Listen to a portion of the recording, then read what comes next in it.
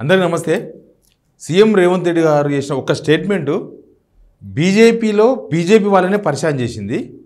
Plus అసలు ఎందుకు CM Revanth Reddy ఆ కామెంట్ చేసిండు, అసలు ఏమేమి అంశాలు దృష్టిలో పెట్టుకుని బహుశా మాట్లాడుండొచ్చు. ఉత్తగతే మాట్లాడు కదా ఒక ముఖ్యమంత్రి, ఒక ఇష్యూని ఉత్తగా మాట్లాడు. ఏమన్నాడు కామెంటు? మోడీ మంచోడు, కిషన్ రెడ్డి మాత్రమే చెడ్డోడు. మోడీకి తెలంగాణకి ఏదో చేద్దామనుకుంటున్నాడు, కిషన్ రెడ్డి అడ్డుకుంటున్నాడు. మోడీ చేద్దామనుకుంటే కిషన్ రెడ్డి అడ్డుకుంటే ఆగుతుందా? మరి కిషన్ రెడ్డిని ఎందుకు టార్గెట్ చేసినట్టుగా రేవంత్ రెడ్డి మాట్లాడుతున్నాడు? ఇద్దరి మధ్య చెడిందా, లేకపోతే వేరే వ్యూహం ఏమైనా ఉందా?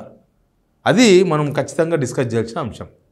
అయితే ఆ వీడియో చూద్దాం. ఎందుకంటే వనపర్తిలో మాట్లాడిండు సీఎం రేవంత్ రెడ్డి. వనపర్తిలో ఆ సభా వేదిక మీద మాట్లాడిండు. అక్కడ ఆ వేదిక అక్కడ కొన్ని కార్యక్రమాలు, ఏదో 2000 కోట్లు వనపర్తికి అభివృద్ధి సంబంధించిన పనులు స్టార్ట్ చేస్తున్నామని ఏదో హడావిడి చేసిండ్రు.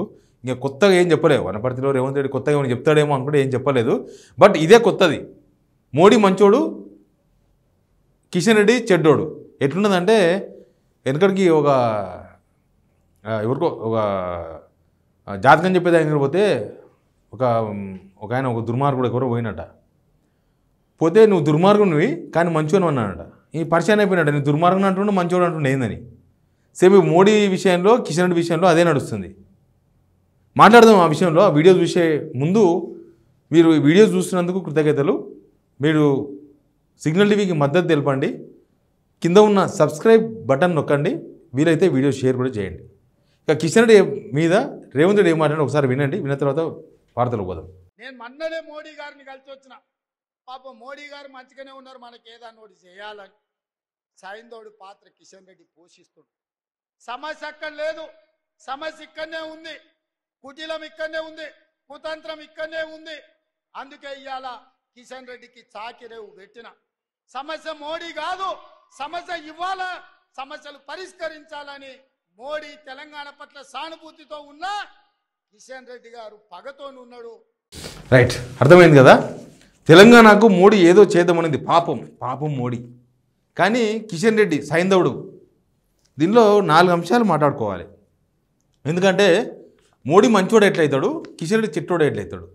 లేకపోతే కిషన్ రెడ్డిని కావాలని కిషన్ రెడ్డి నాకు ప్రత్యర్థి అని రేవంత్ రెడ్డి ఎందుకు క్రియేట్ చేసుకుంటున్నాడు? కిషన్ రెడ్డి ప్రత్యర్థిగా రేవంత్ రెడ్డికి ఎందుకు ఆ క్రియేషన్ జరుగుతుంది? ఈ అన్ని అంశాల మీద మనం మాట్లాడుకోవాల్సిన అవసరం ఉంది. ఒక వ్యూహం ఉండొచ్చు. నాకు బీఆర్ఎస్ కాదు, మొన్ననే అన్నాడు కదా ఢిల్లీ పోయినప్పుడు, ఢిల్లీలో ఒక మాట అన్నాడు. అయితే అంతకన్నా ముందు మీకు ఒక విషయం చెప్పాలి. ఈ రేవంత్ రెడ్డి ఈ మాటలు ఎప్పుడు మాట్లాడుతున్నాడు? ప్రధాని మోడీని కలిసి వచ్చిన తర్వాత ఆయన టోన్ ఇట్లా మారింది. మొన్నటిదాకా మంచిగానే ఉన్నది, మొన్నటిదాకా లక అన్నట్టే ఉన్నది. సెక్రటరీ సన్మానాలు జరిగినాయి. ఈయన ఢిల్లీ పోయి సన్మానం చేసిండు. బండి సంజయ్ సెక్రటరీ వస్తే సన్మానం జరిగింది. ఇట్లా రకరకాల సన్మానాలు అవన్నీ జరిగినాయి. కానీ మోడీని కలిసి వచ్చిన తర్వాత రేవంత్ రెడ్డి వైఖరిలో మార్పు వచ్చింది. రేవంత్ రెడ్డి మంచోడు, మోడీ మంచోడు అయ్యాడు, కిషన్ రెడ్డి చెడ్డోడులాగా చెప్తున్నాడు. ఆయన చెడ్డోడు, సైంధవుడు అది అని మాట్లాడుతున్నాడు. ఏంటంటే ఒకటి, బీఆర్ఎస్ కాదు నాకు ప్రత్యర్థి, బీజేపీయే ప్రత్యర్థి. నాకు కేసీఆర్ కాదు ప్రత్యర్థి, నాకు కేటీఆర్ కాదు ప్రత్యర్థి, నాకు కిషన్ రెడ్డి ప్రత్యర్థి అని ఆయన ఒక కొత్త ప్రత్యర్థిని చూపించే ప్రయత్నం చేస్తున్నాడు. కిషన్ రెడ్డితో పోటీ పడుతున్నాడు రేవంత్ రెడ్డి.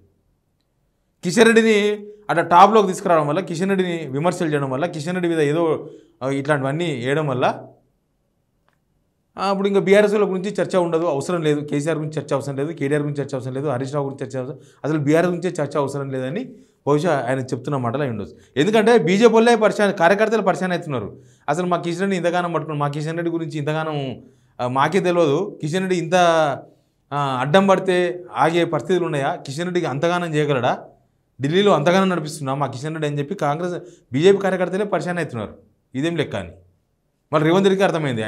కిషన్ రెడ్డి కిషన్ రెడ్డి బలవంతుడు అని చెప్తున్నాడు. కిషన్ రెడ్డి చెప్తేనే పనులు అయితే, కిషన్ రెడ్డి చెప్పకపోతే ఢిల్లీలో పనులు కావని చెప్తున్నాడు ఇండైరెక్ట్గా.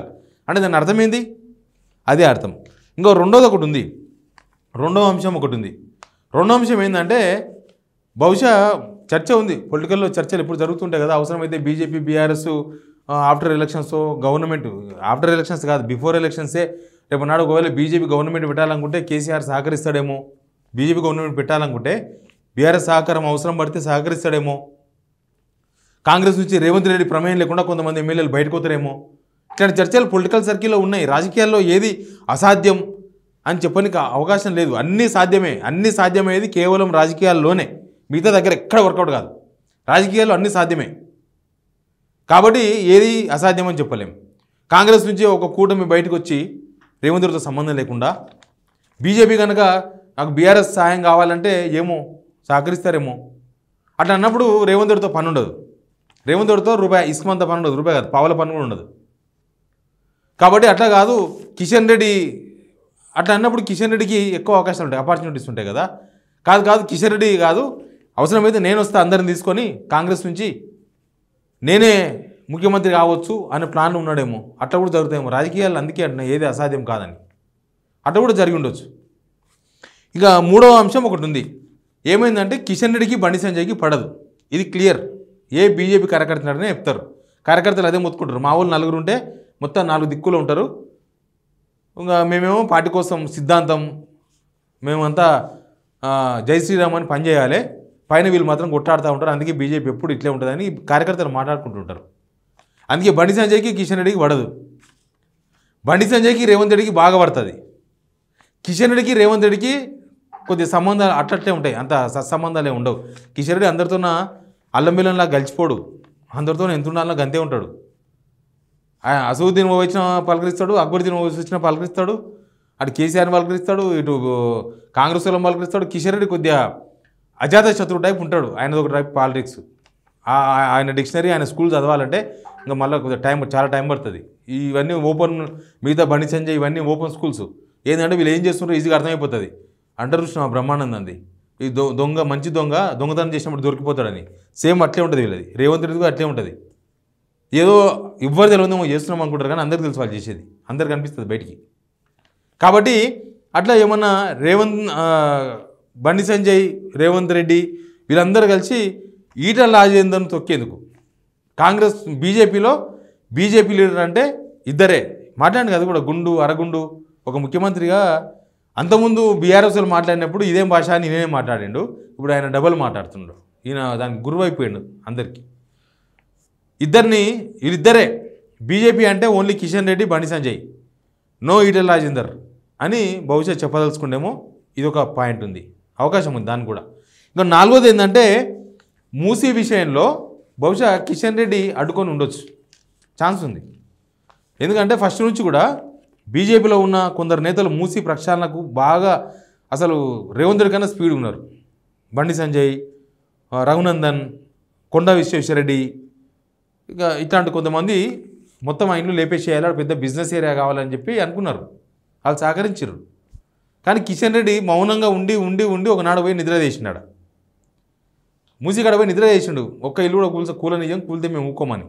బహుశా సెంట్రల్ నుంచి ఆ మూసీ కోసం ఏమన్నా సపోర్ట్ వస్తే అది కూడా రానియలేదేమో. ఎందుకంటే ఇక్కడ ఉన్న పరిస్థితి చెప్పింటాడు బహుశా ఢిల్లీకి. చెప్పడం ఆయన బాధ్యత కదా, కిషన్ రెడ్డి ప్రెసిడెంట్ కదా. బహుశా చెప్పింటాడు ఇక్కడ ఉన్న పరిస్థితి ఇది, ఇప్పుడు కనుక పోతే ఆయన మీదే కాదు మన మీద కూడా తీవ్రమైన వ్యతిరేకత వస్తుంది, అనవసరంగా దీనిలో మనం ఇన్వాల్వ్ కావద్దు, రేవంత్ రెడ్డి మీద తెలంగాణలో జనం మామూలుగా తిరుగుతలేరు, బీభత్సంగా తిరుగుతున్నారని చెప్పి ఉండొచ్చు. బహుశా వీలైతే 4 వీడియోలు చూపించి కూడా ఉండొచ్చు అవతల వాళ్ళకి, ఎవరికైనా తెలుగు వచ్చిన వాళ్ళకి. కాబట్టి ఆ పగనన్నా అయ్యి ఉండాలి. ఎవరు చెప్పింటారు నీకు మూసీ రాకుండా చేసింది కిషన్ రెడ్డి అని చెప్తే ఇంకా అది మనం కడుపులో పెట్టుకునేది లేదు కదా, అట్లా కక్కింటాడు రేవంత్ రెడ్డి. ఈ 4 అంశాలు ఉన్నాయి. కానీ రాజకీయాల్లో ఒక పెద్ద ఇదొక సంచలనం. అసలు కిషన్ రెడ్డిని పట్టుకుని ఊడడం ఏందని. నాకు కేంద్ర మంత్రులంతా దోస్తులే అంటాడు. మోడీతో పొద్దుగా లేసే రాహుల్ గాంధీని కలవడానికి పోయి మోడీని కలుస్తాడు. కిషన్ రెడ్డి ఆపితే ఆగిందంటే మన పవర్ ఏందో అర్థం చేసుకోవాలి, రేవంత్ రెడ్డికి అర్థం చేసుకోవాలి ఆయన పవర్ ఏందో. కిషన్ రెడ్డి ఆపగలిగే అంత తక్కువ పవర్ రేవంత్ రెడ్డికి ఉందంటే ఆయన ముఖ్యమంత్రికి ఉండి కూడా వేస్ట్. కిషన్ రెడ్డికి ఉండే పవరే తక్కువ. ఆయన ఆపిండు అని చెప్తున్నానంటే ఈయనది ఇంకా తక్కువ అని అర్థం power. Please subscribe signal TV.